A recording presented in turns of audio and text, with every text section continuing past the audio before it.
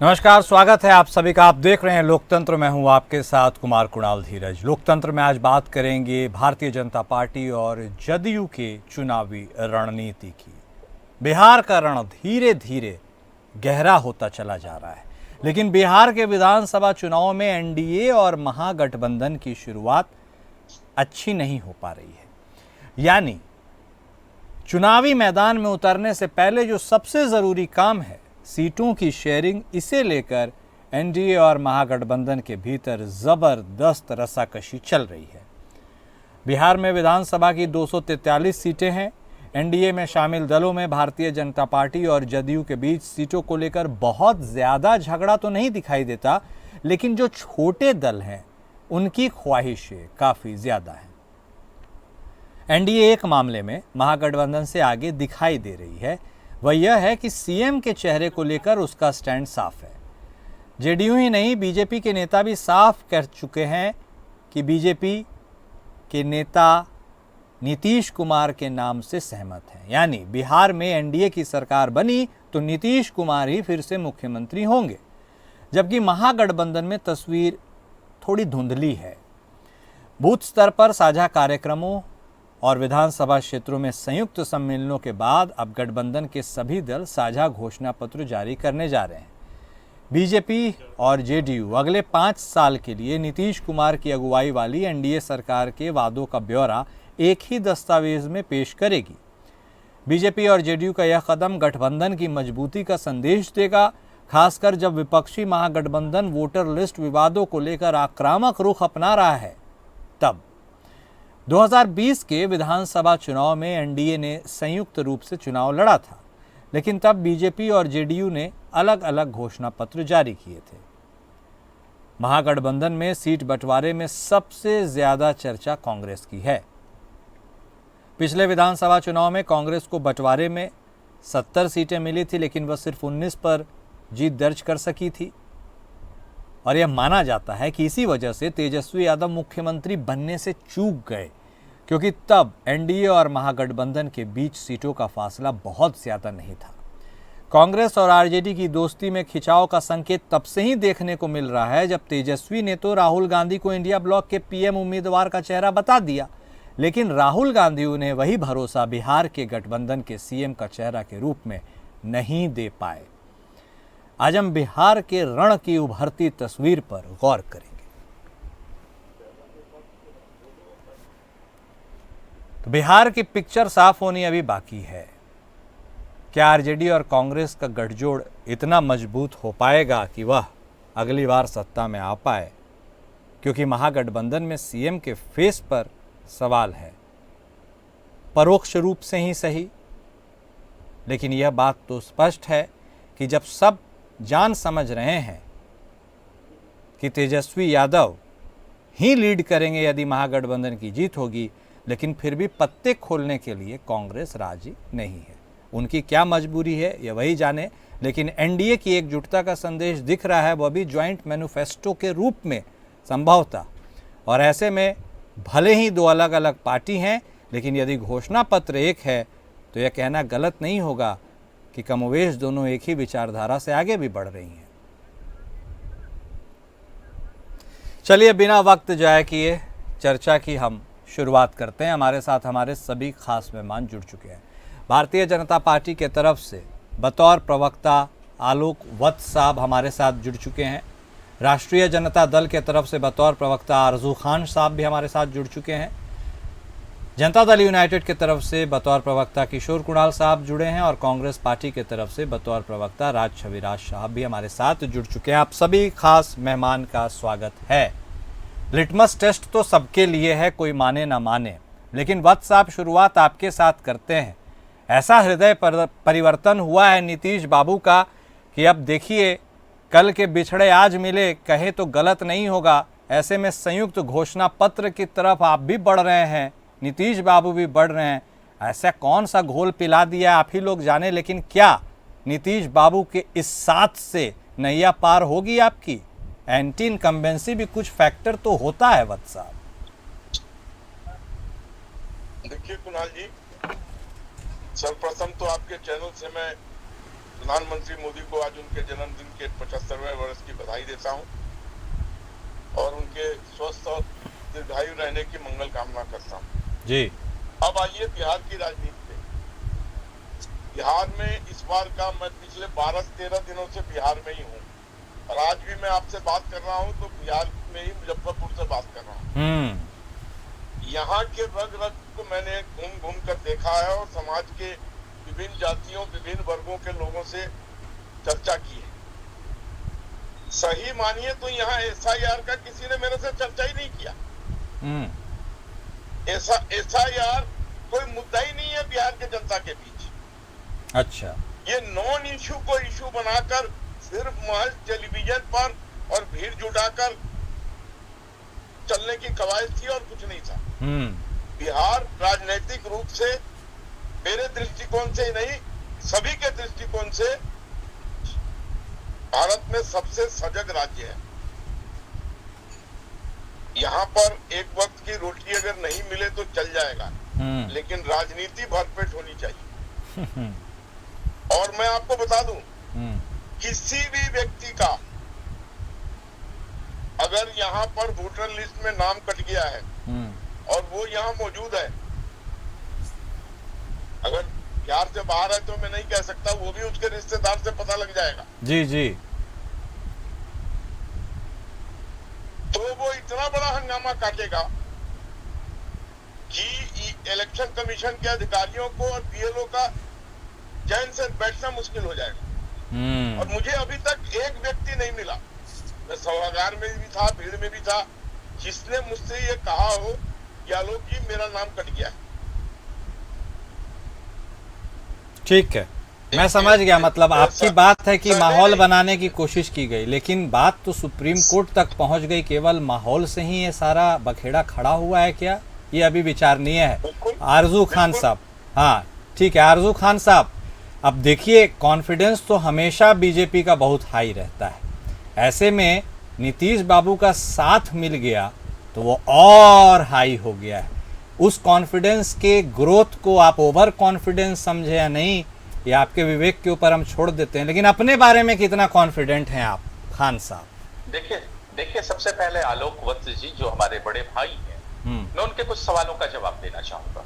उन्होंने कहा कि SIR कोई मुद्दा ही नहीं है, तो leader of opposition Tejashwi Prasad Yadav या फिर जो देश के लीडर ऑफ अपोजिशन है, हमने कब कहा कि SIR हमारे लिए मुद्दा है? हमने कहा कि बिहार प्रदेश में एक चीज, कहावत एक प्रचलित है कि वोट का अधिकार, अरे छोट का अधिकार यानी कि वोट का अधिकार। हम उसके नागरिक के वोट के अधिकार के बारे में बात कर रहे थे, नागरिक के वोट के अधिकार के बारे में। अगर उसका वोट देने का अधिकार छिन जाता है तो देश की हर चीजों से वो वंचित रह जाता है। तो ये हमारे लिए कोई मुद्दा नहीं था। अब इसको भारतीय जनता पार्टी इतनी परेशान थी कि इन्होंने 3 प्रयोग किए उस दौरान। पहला प्रयोग इन्होंने किया मीडिया ट्रायल के जरिए से, इनके नेताओं ने, कि बिहार में नेपाल के रास्ते से 3 आतंकवादी घुसा है, शायद आपके भी मीडिया चैनल ने चलाया हो। और बिहार के ADG लॉ एंड ऑर्डर आते हैं और कहते हैं कि बिहार में कोई आतंकवादी नहीं आया। तो पहला इन्होंने परसेप्शन क्रिएट करने की कोशिश की। SIR के माध्यम से जो हम लोगों को अवेयर कर रहे थे उसमें इनकी बौखलाहट नजर आई। दूसरा इन्होंने प्रयोग किया, इन्होंने कहा कि सचिवालय को बम से उड़ाने की साजिश, धमकियां मिल रही है, वो भी नीलबटा सन्नाटा हो गया। तीसरा, इन लोगों ने एक ऐसे आदमी का प्रयोग किया जो आदरणीय नरेंद्र मोदी जी की मां को गाली देता हो। उस आदमी को रात में डिटेन कर दिया गया, वो जांच का विषय है, मैं साफ तौर पे कह रहा हूं।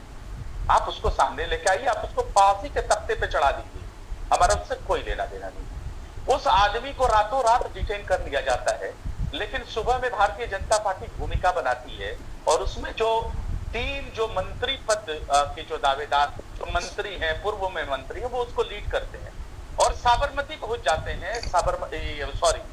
ये कांग्रेस का जो कार्यालय है वहां पहुंच जाते हैं। वो कार्यालय किस चीजों के लिए जाना? सदाकत आश्रम। वो सदाकत आश्रम किस चीजों के लिए जाना जाता है? गांधी जी के विचारों के लिए जाना जाता है। ये वहां जाते हैं, भारतीय जनता पार्टी के कार्यकर्ता कम, गुंडे ज्यादा होते हैं और पूरे देश की मीडिया ने दिखाया, बंद पड़े गेट को तोड़ते हैं, तोड़ने के बाद अंदर घुसते हैं, खड़ी ट्रक का शीशा तोड़ते हैं और जो गरीब वंचित जो तबके से आने वाला जो कर्मचारी है ना, उसके ऊपर जानलेवा हमला करते हैं और वो बेचारे जान बचा के भागते हैं। तो इस तरीके से इन लोग जो फ्रेम से आउट रहे हैं एसआईआर के वक्त में, इन्होंने भूमिका बनाने की कोशिश की। ठीक है, लेकिन भारतीय जनता पार्टी को समझ में नहीं आता है कि विश्व की सबसे बड़ी पार्टी कही जाने वाली आज बैसाखी के सहारे पे क्यों है भारतीय जनता पार्टी बिहार में। ठीक है, इसलिए बिहारियों ने उनको कभी पूर्ण बहुमत की सरकार नहीं दी, उनको उनका चेहरा भी नहीं, उनको उनका चेहरा भी पसंद नहीं है। चलिए, इस चीजों को ये नहीं एक्सेप्ट कर पा रहे हैं, नहीं सिंथेसिस कर पा रहे हैं, पचा पर रहेंगे तो हम क्या कर सकते हैं। ठीक है, अब करना आपको वैसे भी कुछ नहीं है ना, आप कुछ कर सकते हैं ना वत्स साहब, करेगी तो जनता। अब किसके पक्ष में करे वह जनता जाने। जनता का जनादेश इस लोकतंत्र में सर्वोपरि है। हाँ। जो भी जनता का जनादेश है उसको सर माथे रखना ठीक है, चाहिए। ठीक है। छविराज साहब, क्या विकट स्थिति है और क्यों ऐसा है? मेरे दो सवाल है, आप जवाब दे दीजिएगा। पहला, क्या दिक्कत है जब तेजस्वी यादव साहब को बतौर सीएम फेस आप प्रोजेक्ट भी करें और एक्सेप्ट भी करें?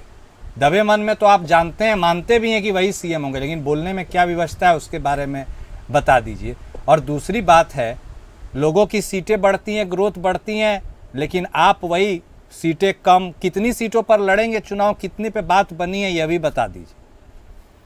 देखिए, सबसे पहले तो एकदम हम बता दें कि सीटें बढ़नी और घटनी बड़े भाई के नाते और बड़े भाई की भूमिका में होने के नाते कहीं न कहीं जो राजनीतिक पार्टियां हैं, भारतीय जनता पार्टी हो या कांग्रेस हो, दोनों ही को क्षेत्रीय पार्टियों के लिए अपनी भूमिका दिखानी पड़ती है और उनको साथ लेके चलना होता है। अच्छी बात। इसके लिए कहीं न कहीं सीटों का कॉम्प्रोमाइज तो करना ही पड़ेगा। अगर साथ लेके चलना है तो किसी को कम और ज्यादा होता है, तो ये बहुत बड़ा मसला नहीं है। बहरहाल, बात अगर रह गई जो आपने कहा कि किस तरीके से चुनाव में अभी जो वो कहते हैं कि महत्व क्या रहेगा और किन किन बातों का महत्व रहेगा और नहीं रहेगा, और दूसरी बात है कि किस तरीके से उनको प्रधानमंत्री और किन्हीं को मुख्यमंत्री क्यों नहीं घोषित करते।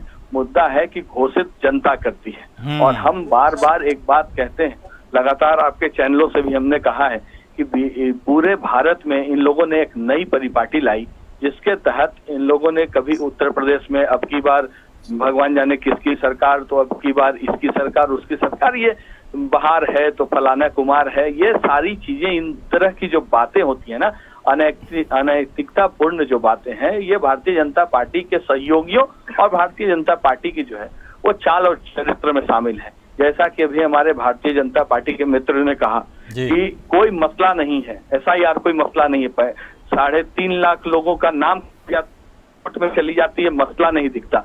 मुद्दा है कि भारत की जनता ने संभाल नहीं पा रहे हैं और कहीं ना कहीं महंगाई और तमाम चीजों में दबी है। उस तरीके से जब बिहार की जनता और भारत की जनता का जो अपना समस्या है वो इन लोगों को जब नहीं दिखाई देता तो इनके सामने क्या मुद्दा रह जाता है। ये अंधेर नगरी चौपट राजा वाली स्थिति है। बिहार की जनता इस बात जानती है और कांग्रेस पार्टी संविधान को मानने वाला की दुकान चलाने में, तो संविधान कहता है जिस तरीके से हमारे प्रतिनिधि आएंगे और बैठेंगे तो सदन के मालिक को चुनने का अधिकार जनता के प्रतिनिधियों का है। क्योंकि जनता उनको चुन के भेजती है, तो जनता के वोट का जो अधिकार, जिसकी लड़ाई हम लड़ रहे हैं, उन मतदाताओं के लिए उनको भेंट है इस तरीके की चीजें, क्योंकि वो चुनते हैं और उनके निर्णय का हम सम्मान करेंगे। जी, एक छोटा सा सवाल, छोटा ही जवाब दीजिएगा आप ही से छविराज साहब। गांधी साहब ने भी यात्रा की, राहुल गांधी साहब ने, अब तेजस्वी भी यात्रा कर रहे हैं। मुझे बस इतना बता दीजिए, कितने कॉन्फिडेंट है कि ये यात्रा अपनी मंजिल तक पहुंचेगी इस बार? देखिए, पिछली बार भी जो यात्रा हुई वो लाख समस्याओं के बावजूद, जबकि हर जिले में जहां भी पहुंचे राहुल जी, वहां पे उनका कभी लाइन काट दिया गया शहरों में, तो टॉर्च के और मोबाइल के सहयोग से जनता ने अपनी भीड़ और अपनी उपस्थिति दर्ज कराई है। तो माहौल जो है वो फिजा जो है वो कांग्रेस के पक्ष में है और वो महागठबंधन के पक्ष में है। और जो यात्राएं निकली हैं वो कल भी अपनी मंजिल तक पहुंची थी और आज भी अपनी मंजिल तक पहुंचेगी। कारण है कि बिहार की जनता आम लोगों की सरकार चाहती है और हम जैसे पार्टियों से मिलना चाहती है। जी किशोर बाबू, फिजा किसी तरफ की भी हो, मजा तो आप ही ले रहे हैं, चाहे महागठबंधन के तरफ झुककर या भारतीय जनता पार्टी के साथ मिलकर। मेरा स्पष्ट सवाल आपसे ये है, जब इतने मजबूत हैं आपकी, इस पार उस पार दोनों पार आप ही राजा हैं, तो फिर ऐसी कौन सी मजबूरी है कि एक अलग पार्टी, स्वतंत्र पार्टी होते हुए आपको एक साझा घोषणा पत्र जारी करना पड़ रहा है साहब? आपकी पार्टी के औचित्य पर, आपके पार्टी के तमाम विचारधाराओं पर यह कुठाराघात है या फिर स्वतंत्रता? आप ही डिसाइड कीजिए, बता दीजिए। देखिए कुणाल जी, हालांकि इसकी मुझे स्पष्ट जानकारी नहीं है इस घोषणा पत्र, साझा घोषणा पत्र की, लेकिन मैं जितना समझ रहा हूँ ये सैद्धांतिक प्रक्रिया है।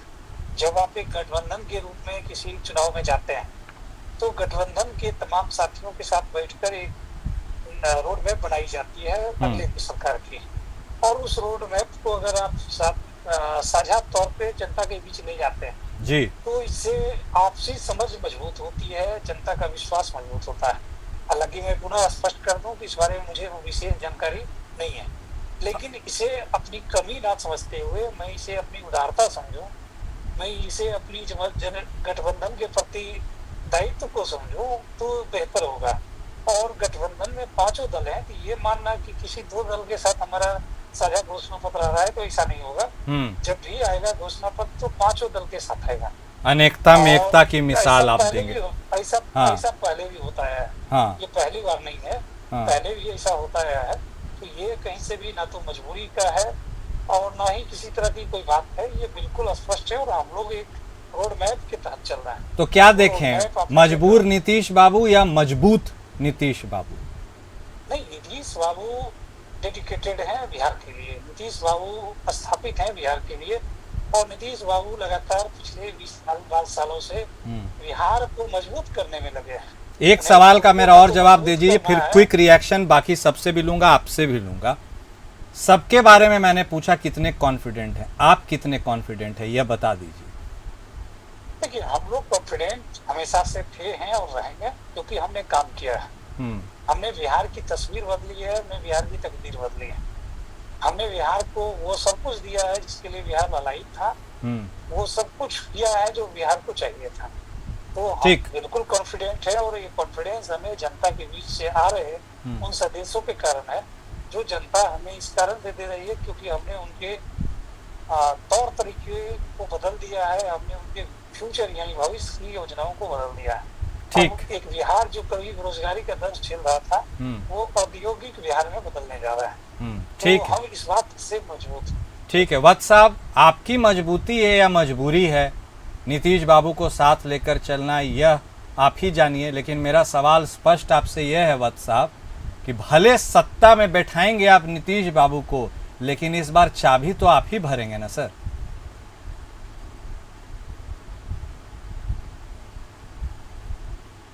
वत्स साहब सुन पा रहे हैं? आप अनम्यूट कर लीजिए सर, अपने आप को अनम्यूट कर लीजिए। कुणाल जी, सत्ता की चाबी तो पिछले बार भी हमारे ही पास थी। हमारे पास 75 या 76 एमएलए थे, उनके पास 43 थे, लेकिन वादे के साथ हमने उन्हीं को चीफ मिनिस्टर बनाया। और 5 साल में कहीं कभी आपने सुना नहीं कि कोई उहापो हो या रस्साकसी हो कि जी चीफ मिनिस्टर को बदलना है। लेकिन अभी भी अगर स्पष्टता मैं कहूं आपसे तो ओबीसी का नीतीश जी से बड़ा चेहरा हमारे पास नहीं। बात ठीक है आप। और लालू यादव जी को काउंटर करने के लिए इसी व्यक्तित्व का चेहरा एनडीए को चाहिए। ये पहले से भी हमारे चेहरा थे, आज भी हैं, तो इसमें कोई इस तरीके की बात नहीं होनी चाहिए। लेकिन ट्यूनिंग अच्छा करवा देते हैं आप वत्स साहब। बताइए, वही चिराग पासवान है जिनको कितनी तकलीफ थी नीतीश बाबू से, आज 7 हुंकार भरने को तैयार है। ये फॉर्मूला कहाँ से लाते हैं सर? देखिए कुणाल जी, हाँ, आज की डेट में कलयुग है, ये तो आप मानते हैं ना? जी जी। आज की डेट में नेताओं का स्तर इतना नीचे गिर गया है।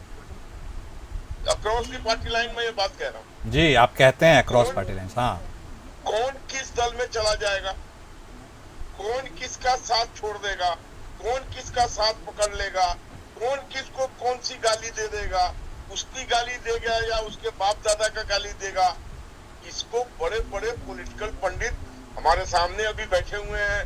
मुजफ्फरपुर के सबसे बड़े नेता मनोरंजन कुमार शाही जी, वो भी नहीं बता सकते हैं कि कौन क्या कर देगा। हाँ, पॉलिटिक्स बहुत अनप्रेडिक्टेबल हो गई, ठीक बात है आपकी, लेकिन बहुत कुछ अनप्रेडिक्टेबल एंड अनपैलेटेबल। हाँ ठीक है, लेकिन बहुत कुछ प्रेडिक्ट भी कर लेती है भारतीय जनता पार्टी, और अनप्रेडिक्टेबल भी। हाँ ठीक है। इसलिए खान साहब ठीक है, मैं समझ गया। सर्वाइवल ऑफ द फिटेस्ट है, चार्ल्स डार्विन कह के मर गया। अब इसमें जो सरवाइव कर रहा है, हाँ चल रहा है, जो नहीं कर रहा है वो फेंका गया है। ठीक बात है। अच्छे लोग तो साइड हो गए हैं। खान साहब, भारतीय जनता पार्टी की एक खूबी इन दिनों है, आप माने ना माने, कि बंद कमरों की आवाज बाहर कम ही आती है, लेकिन आपके गठबंधन में हल्की सी भी ढनमनाहट होती है तो गूंज सुनाई देती है। आप भी बहुत लोगों के साथ मिलकर चुनाव लड़ रहे हैं, किसकी महत्वाकांक्षा कब जाग जाए, कितनी जाग जाए, ये कौन डिसाइड करेगा, कैसे डिसाइड होगा? जो देश का जो चौथा स्तंभ है ना, हाँ। इतना हिल चुका है हाँ कि उसको हमेशा विपक्ष की ढनमनाहट हमेशा सुनाई देती है, लेकिन सत्ता पक्ष की नहीं सुनाई देती है। और मैं यकीन के साथ कह सकता हूं, जब आप इंडेक्स देखिएगा तो 2014 से 2025 में पता चलेगा।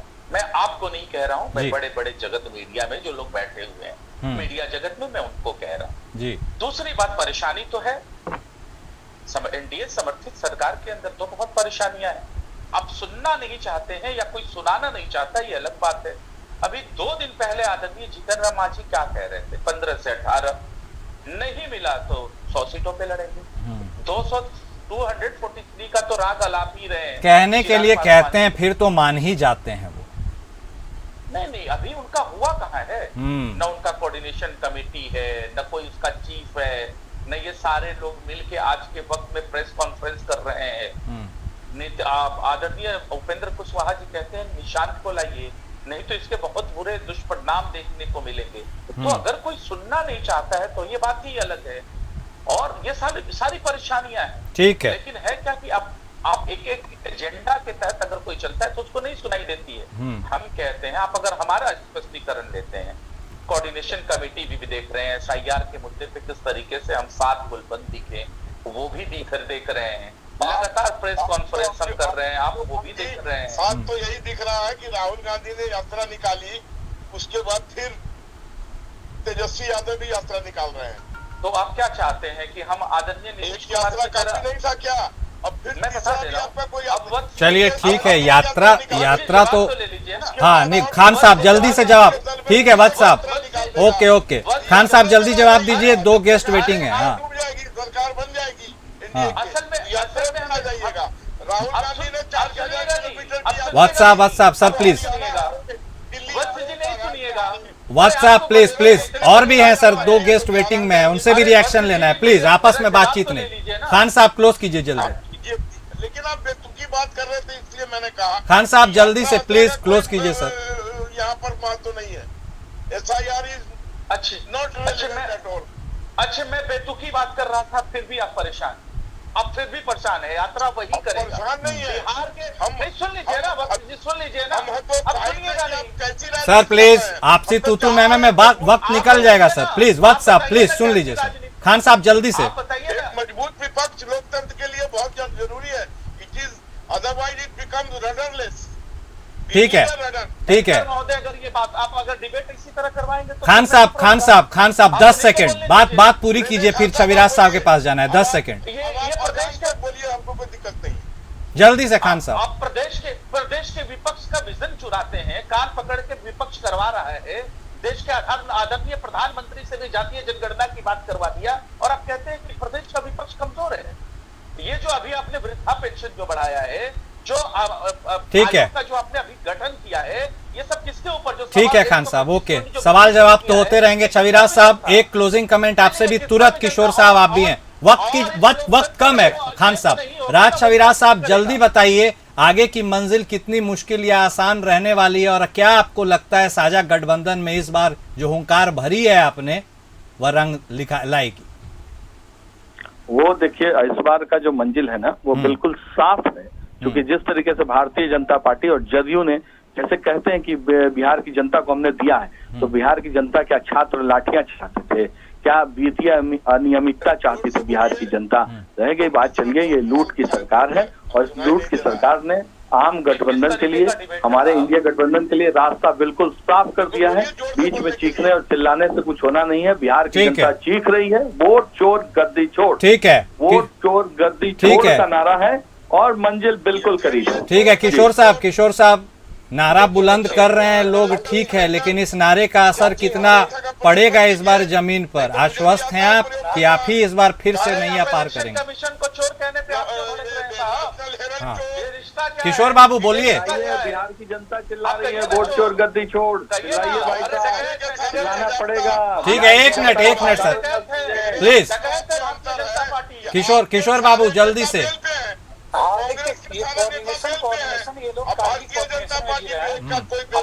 यही चिंता 10 साल पहले करना था। 10 साल तक बिहार की जनता को आप लोग घुमा रहे थे। निराश है, हताश है, परेशान है। अरे जिवेश मिश्रा कौन है? सजा याफ्ता जिसको कैबिनेट का मंत्री बना के बैठे। सजा याफ्ता नहीं बस है। हो गया। मैंने कहा ना, हो गया। जिवेश मिश्रा अगर सजा याफ्ता होते उनको बाहर निकाल के हम फेंक देते। आनंद सिंह कौन है? आनंद मोहन कौन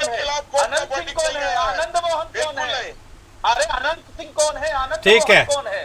ठीक है, कौन है, क्या कद है, सब जनता निर्धारित करने के लिए बैठी है।